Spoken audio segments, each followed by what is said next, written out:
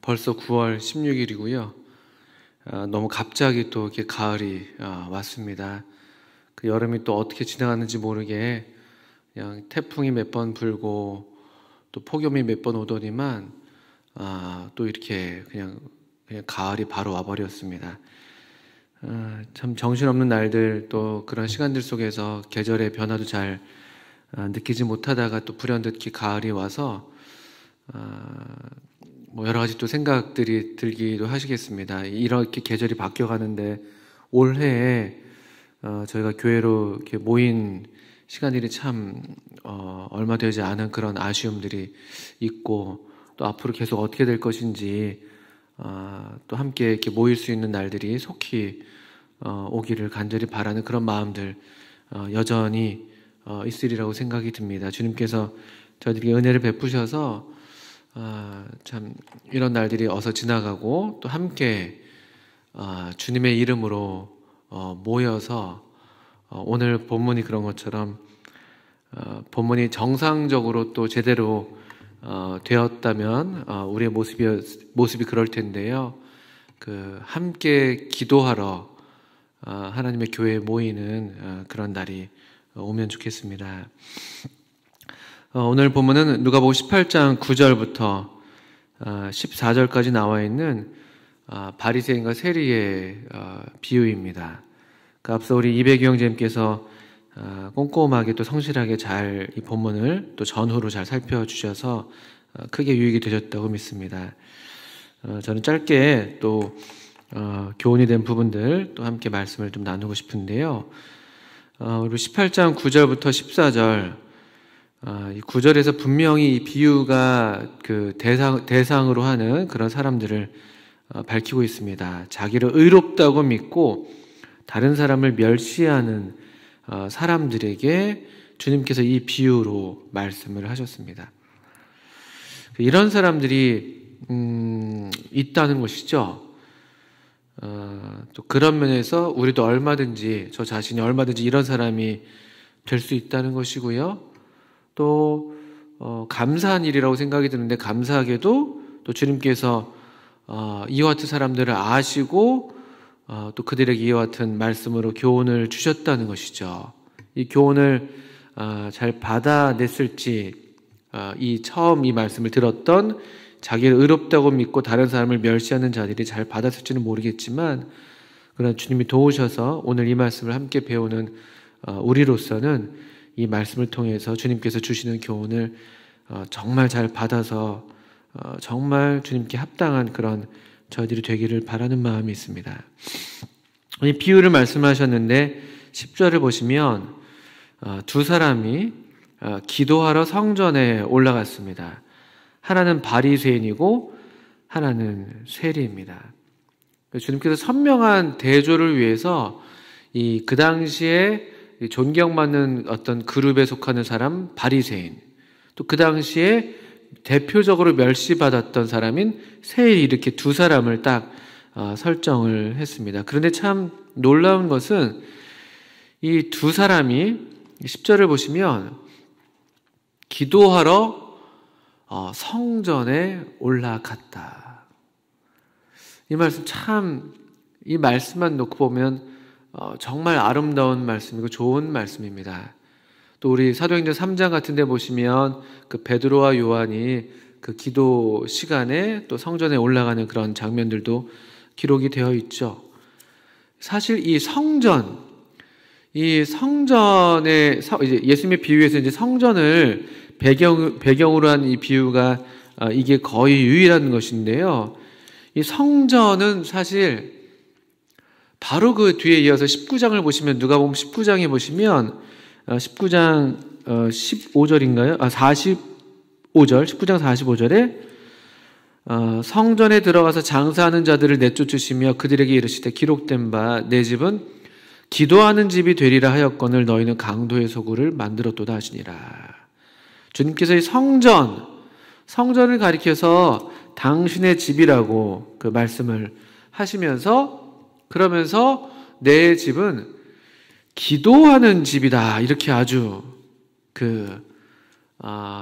뭐랄까요? 우리 이 성전의 정체를 분명하게 밝히고 있죠. 그런 면에서 이 18장 10절 두 사람이 기도하러 성전에 올라왔다는 이 말씀은 정말 아름다운 말씀이고 사실은 합당한 말씀이고, 또 베드로와 요한이 그랬던 것처럼 또 오늘날 우리도 만약에 또 이 하나님의 집에 모인다고 할 것 같으면, 또 하나님의 집으로 모인다고 할 것 같으면 또 그런 면에서 우리도 기도하러 이렇게 모이는 것이 참으로 합당한 것인 것을 생각하게 됩니다.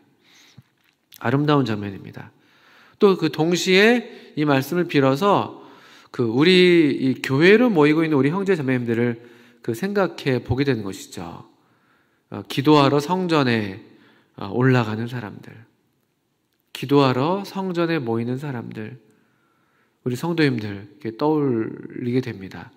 물론 우리 중에 이런 소위 여기 이 비유에서 묘사되고 있는 이렇게 좀 위선적인 바리새인이 없다고 제가 믿고 또 없기를 바라는 것이고요. 또 할 수만 있다면, 또 주님의 은혜를 베푸신다면 기도하러 성전에 올라간다고 할 때 우리의 기도도 이런 세리와 같은 기도이길 바라는 것입니다. 사실 요즘에는 이제 시대가 워낙 흉흉해서 그러겠습니다만 조금 옛날에는, 조금 전 세대에서는 교회는 항상 24시간 개방되어 있었던 것으로 제가 알고 있습니다. 왠가 하면 그냥 길을 가다가도 또 지나가다가도 뭔가 마음에 기도하고 싶은 사람들에게 언제나 사실은 열려 있었죠.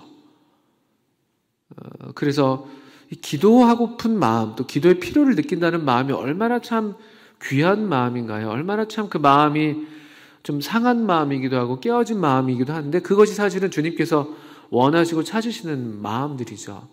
누가 오라고 하지 않는데, 누가 막 이렇게 강권하지 않는데 기도하러 교회를 찾는다, 기도하러 예배당에 왔다, 이런 말은 참 사실은 오늘날 참 이렇게 듣기 힘들고 또 보기도 드문 그런 말들이고 그런 광경이지 아닌가 싶은데요. 사실은 이런 기도하는 집으로서, 만민이 기도하는 곳으로서 이 교회가 이렇게 24시간 열려 있었을 때가 그렇게 오래되지 않았습니다. 그런데 이제 오늘날 우리는 어떤 목적에 따라서 이제 교회가 어쩔 수 없이 이제 이런 개방하는 시간이 따로 있고 또 문을 닫는 시간이 따로 있기도 하고 그렇죠. 이 장면이 저는 참 마음에 일단 우선 와 닿습니다. 두 사람이 기도하러 성전에 올라갔다는 말씀이죠. 그런데 하나는 바리새인이고 하나는 세리라고 되어 있습니다. 이 비유라는 것은 어떤 특정한 한 가지 메시지를 부각하기 위해서 이렇게 좀 설정된 그런 이야기이기 때문에 이것을 일반화해서 우리 모든 경우에 적용할 필요는 없습니다. 무슨 말인가 하면은 우리 교회로 모이는 우리 성도들 중에도 뭐 누구는 바리새인이고 누구는 세리야, 이렇게 우리가 적용할 필요는 없죠. 이 비유의 핵심은 우리도 언제든지 빠질 수 있는 이런 위선의 문제를 우리에게 이제 폭로해 주시는 것이죠. 그리고 그 위선을 따라서 그 위선된 마음 때문에 하나님 앞에 사실은 정직하지 않고 겸손하지 않은 마음이기 때문에 도리어 기도가 이 하나님께 진실하게 나아가는, 또 하나님 앞에 자신의 있는 모습 그대로 하나님의 은혜를 구하는 그런 이 무릎 꿇는 그런 겸손한 마음이 아니라 도리어 기도가 이 자신의 어떤 의의를 드러내고 또 사람들로부터 칭찬받는 하나의 행위로서 이렇게 얼마든지 전락해 버릴 수 있다는 그런 위험을 우리에게 보여주는 것인데요. 여기 바리새인이 사실 그런 위선적인 모습을 보이고 있습니다. 바리새인은 서서 따로 기도하여 이르되 하나님이여, 나는 다른 사람들 곧 토색, 불의, 간음을 하는 자들과 같지 아니하고 이 세리와도 같지 아니함을 감사하나이다. 나는 일에 2번씩 금식하고 또 소득의 11조를 드리나이다 하고. 바리새인은 어쨌든 기도하러 성전에 올라갔고 기도하고 있습니다. 그리고 하나님이여 라고 하나님을 부르고 있죠. 그런데 우리 백영재님께서도 이제 언급을 하신 것으로 제가 알고 있는데 이게 참 놀라운 그런 아이러니이고 어쩌면 우리도 이런 비슷한 경험을 할 수가 있는데, 실제로 기도하지 않는데 기도하는 문제. 이 말이 안 되잖아요. 거꾸로 말하면 기도하는데 기도하지 않는 것이에요. 왠가 하면요, 이 사람은 하나님이여 라고 하나님을 부르긴 불렀지만 사실 그의 어떤 이 말의 방향은요, 하나님께 있지 않습니다. 하나님 감사합니다 이렇게 얘기하고 말은 이렇게 하고 있지만 이건 사실은 아주 진부한 의미 없는 그냥 상투적인 표현에 불과합니다. 종교적인 그냥 수사법인 것이죠. 마음에 정말 하나님께 대한 감사, 하나님에 대한 인식이 없어요. 왜냐하면은 이 본문에서 또 많은 사본에서는 그가 기도를 자기 자신에게 했다, 이런 식의 그 번역을 갖고 있는 사본들이 꽤 있습니다. 이게 우리의 어떤 기도의 실상을 적나라하게 폭로하는 말씀일 수도 있는 것이죠. 하나님이여 이렇게 불렀지만 사실은 그냥 자기가 자기한테 하는 말이에요. 나는 이 정도로 괜찮은 사람이야. 나는 이렇게 저렇게 참 안 좋은 사람들이 있는데 나는 저 사람들과는 다르지. 이렇게요, 이렇게. 그리고 여기 마침 또 하필이면 기도하러 또 같이 와 있는 사람이 눈에 보이는 거죠. 이 세리와도 같지 않다. 이게 이제 우리 인간의, 우리가 속을 수 있는 그런 위험인 것이죠. 1차적으로 이 사람은 이 자기의 어떤 존재의 가치랄까요? 존재의 의미를, 물론 자기가 무엇을 했다, 여기 이제 1회에 2번씩 금식하고 소득에 11조를 드렸다, 무엇을 했다에도 찾고, 또 어떤 사람과 다르다는 것에서 또 자기의 어떤 존재의 의미를 찾고 있죠. 항상 이런 식이죠. 우리 자신이 사실은 정직하지 않은 것이죠.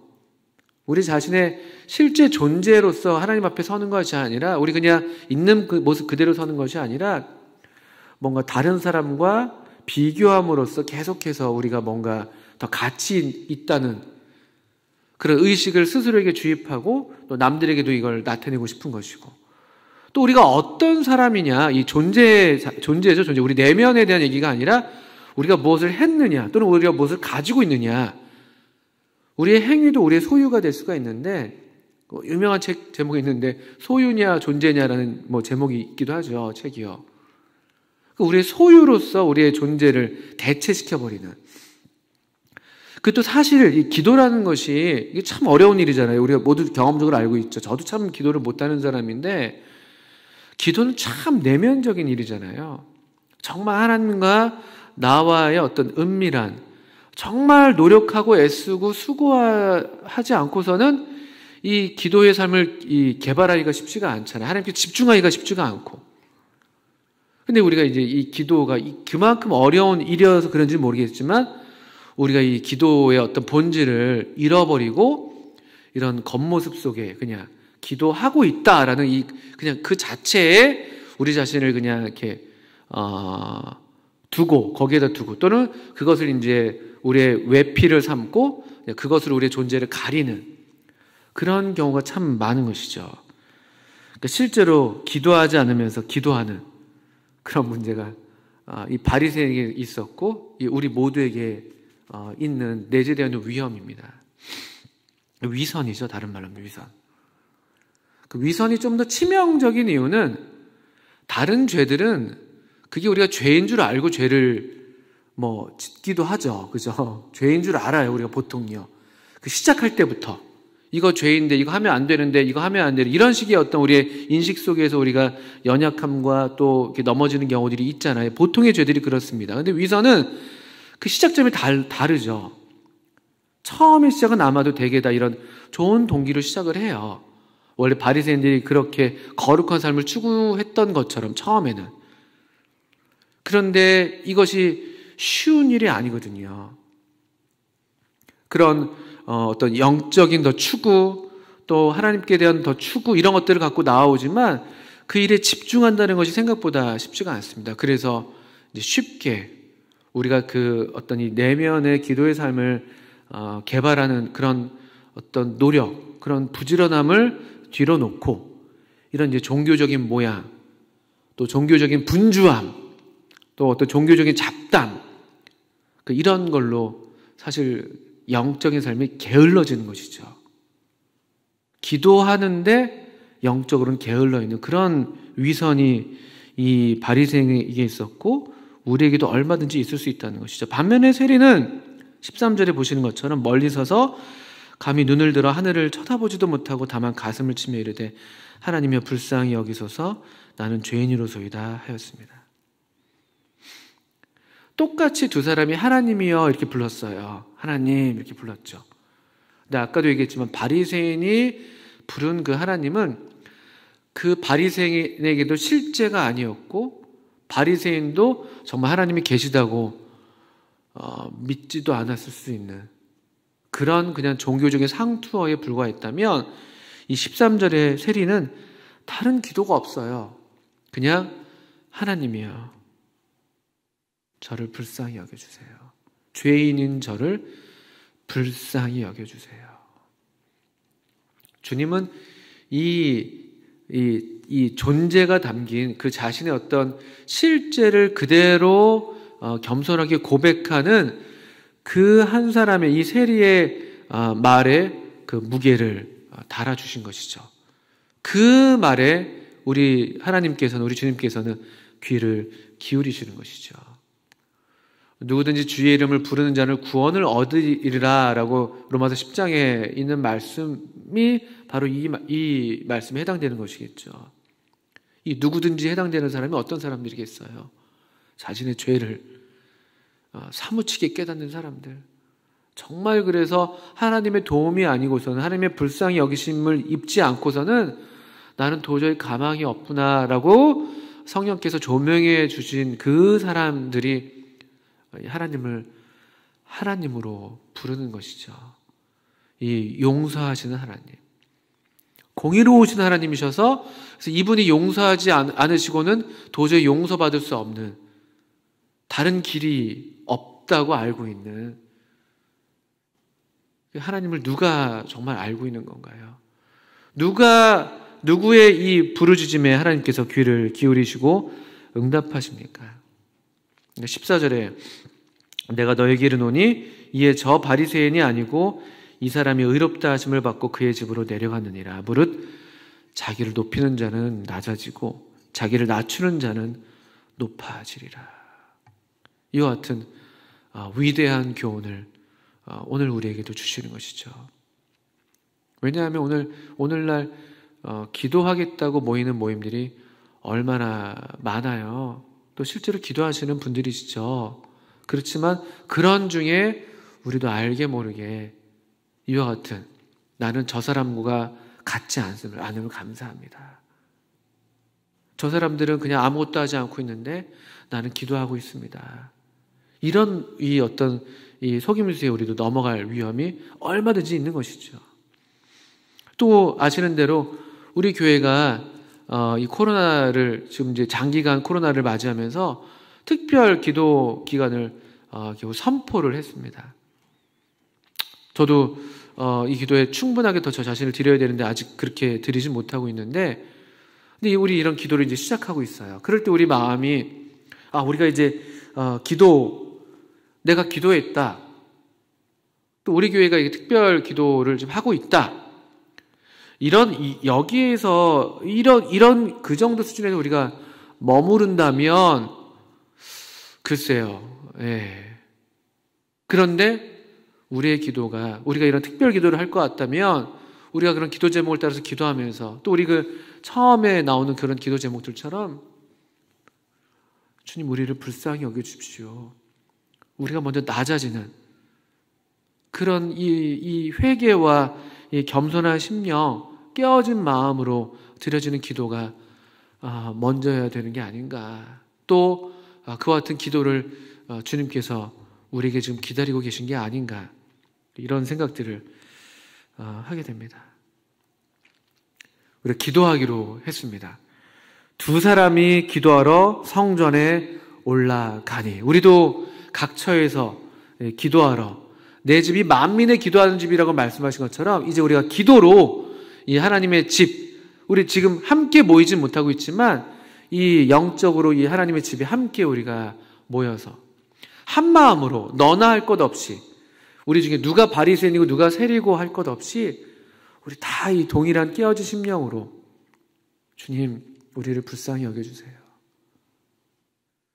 성경의 이 기도의 자세에 대해서 명료하고 있지는 않지만 우리가 보통 기도할 때 무릎을 꿇습니다.